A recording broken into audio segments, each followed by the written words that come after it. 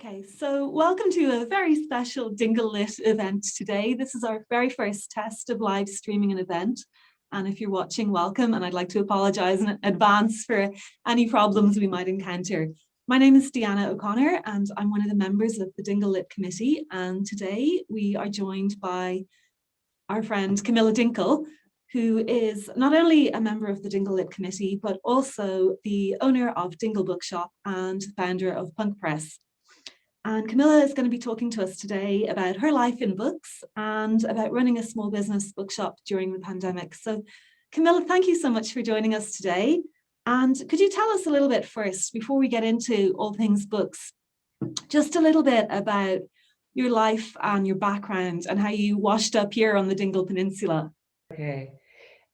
Yeah, how we came here. Well, we came here because my husband, Mike, who is also owner of the shop with me, he got a job building a house for an English client, a house which had been designed by an architect who he was working for back in Bristol. So we came out to look at the site, meet the client, and within a weekend we thought, well, yeah, this is great.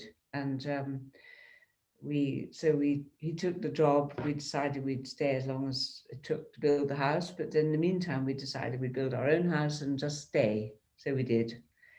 And so I suppose my background is in literature promotion. I was working with the Brighton Festival for a while, and then Chelsea Festival more recently when we came over, doing the literature side of that. And I've worked in publishing, but not for many years. And the bookshop was, one of those moments that arrive when you come to Cornwall. Something happens to you and you make a snap decision. And that was how we took that over in 2008. So you had no experience of running a bookshop before you took it over? None at all. I'd read some books and I liked the idea of it. I worked there. The first summer it was set up by Joanna Wilford and her husband. I worked for them during the summer, and I learned about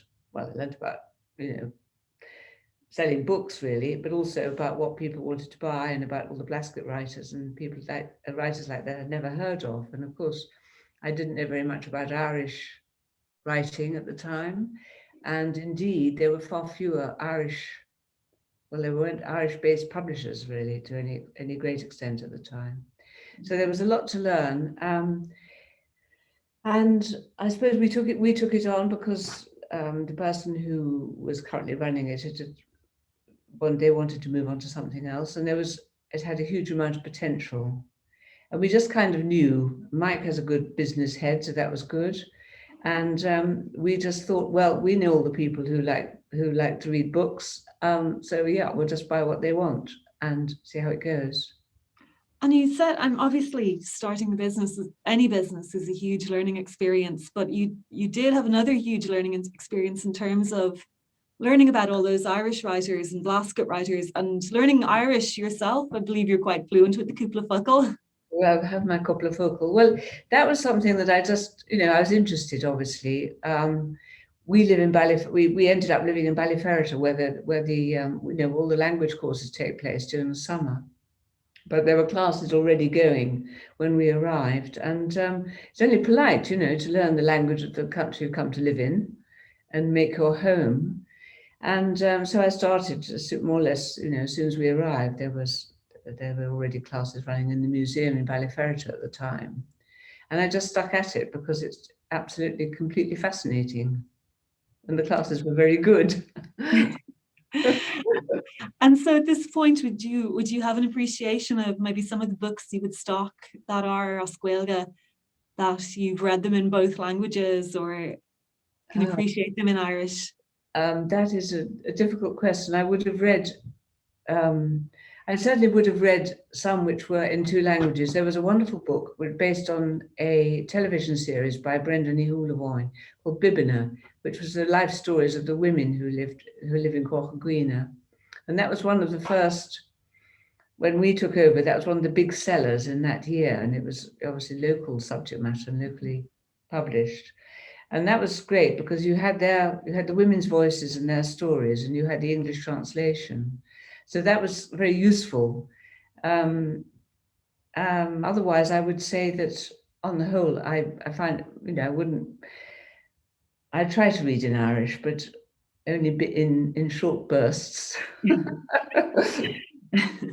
So tell me, since you've had the bookshop since 2008, I suppose, I can't remember exactly when things like Kindle started happening and Amazon came along. I suppose you've seen a lot of changes in the bookshop world over that time. Can you tell me a little bit about how the trade of the bookseller has changed? That is an interesting one, because actually, I think from our point of view, it was kind of still Celtic Tiger time. We had a midnight launch of the latest Harry Potter. So it was all around that time when books had suddenly become, of great interest to everybody, not just a quiet sort of thing you go away and do in a corner by yourself anymore. And I think the Amazon and Kindle thing, that was all booksellers and the Booksellers Association, everyone was talking about how can booksellers profit from this tendency, if at all, in what way? Do we have to sell Kindles in our bookshops? And that all turned out to be a completely damp squib, fortunately. And also, I think we found, just being in Dingle being the kind of place it is, where it is, people weren't keen to buy things online, use credit cards even. So Amazon wasn't we didn't feel that was a great threat. And also, just going back to the whole kind of local thing and the fact that Dingle is such an important town for visitors. People would want to come and buy books when they're on holiday here, and that was a huge part of our business from the moment we took over, really, and before. And I suppose the last year has been another huge change. People have got used to buying a lot more things online and have been wielding their credit cards with a lot of abandon. I certainly have done a lot of online shopping this year, but how has that affected, do you think, how retail on the high street or the main street or Green Street will operate in future? Well, that's an interesting question. I think we have yet to see how it'll function, in terms of people coming in. But certainly last summer, which was still sort of lockdown, wasn't it? It was very, very busy, and we had a very busy summer, and it was lots and lots of visitors. I suppose the thing that really worked in our favour was that we went online, as a lot of shops will have done in Dingle, and small businesses would have gone online. And we were subsidised to do that, which was fantastic. So we, more or less shoved into the 21st century. So that now that people, as you say, have got used to using their credit cards, a lot of people will probably prefer to buy online anyway. They don't want to face the crowds. But still, there we are as a proper bookshop that people could walk in and browse in. And there's really not been any, I hate to say this, any downside to the pandemic for us. So has it been a challenge for you and your staff to kind of come to terms with a new way of doing business, with taking those orders online, with getting all the posts out? Yeah. How have you coped with that? That has been a challenge. But I would say that Aideen, who manages the shop for us, has absolutely risen to the occasion. She more or less single-handedly got the whole online thing together. We had Keith do us the technical side of it, and Joan Maguire was involved as well, and our distributors in England, who are our main, whose software we use. So between them, they got it all together, and it meant that we did quite a good deal of business during the winter, which would be unusual when we were just footfall bookshop. Not much happens after the Christmas period until St. Patrick's Day or later on. So that, and also the fact that the government and various other bodies were funding us in order to keep our employees, which is very important. And so we were able to keep on employing Aideen and Jill. Well, Jill not so much during the main lockdown, but she's still there to come back for the summer season. So we're able to keep Aideen on, and between us, we just we got used to the new arrangements, and things like the Unpost special arrangement for low, reduced postage for books throughout Ireland. That was a great help. What else? Our landlord reduced the rent a bit. All those things. I think we felt there was a great kind of coming together of support from all sorts of different quarters, and independent booksellers all over Ireland and everywhere, talking to each other on Facebook and Twitter and saying and giving examples of how they were dealing with it all. But certainly going online has been a big jump for us, and will stand us in very good stead. Absolutely. You probably did it a lot faster than you would have if you'd sort of been thinking about doing it. And we really should. Yeah, I'm sort of one of those people who said, "Oh, this is not for me." I would have pleaded dinosaur status and wanted to retreat. But actually, the fact that we got a grant, and that was how we were going to survive. So, and everybody who, all the people who knew how to do it were there. That's fantastic. I think it's been great that, between the government supports and even, people around been kind of trying to support local businesses and making the effort to go and buy it in the local bookshop rather than defaulting to Amazon or whatever has been really important, that kind of community spirit. But I think one thing that's, I suppose, the bad thing out of all the kind of silver linings that have come is that, maybe events in the bookshop and things like that, where the bookshop has been a little meeting point or a focal point for things, hasn't been able to happen. Can you tell me, maybe just cast your mind back to, certainly we've had Dingle Lit events, but even before that, you always did events in the bookshop as well. Yes, some of the highlights over the years of that. We'd always do something during Féile na Bealtaine. In fact, we would probably do quite a few events in the shop during Féile na Bealtaine. And of course, we would provide books for launches in bigger venues. And also we had some regular visitors from America who used to come in July every year. They brought students on a poetry writing, creative writing course based in the University of Maine.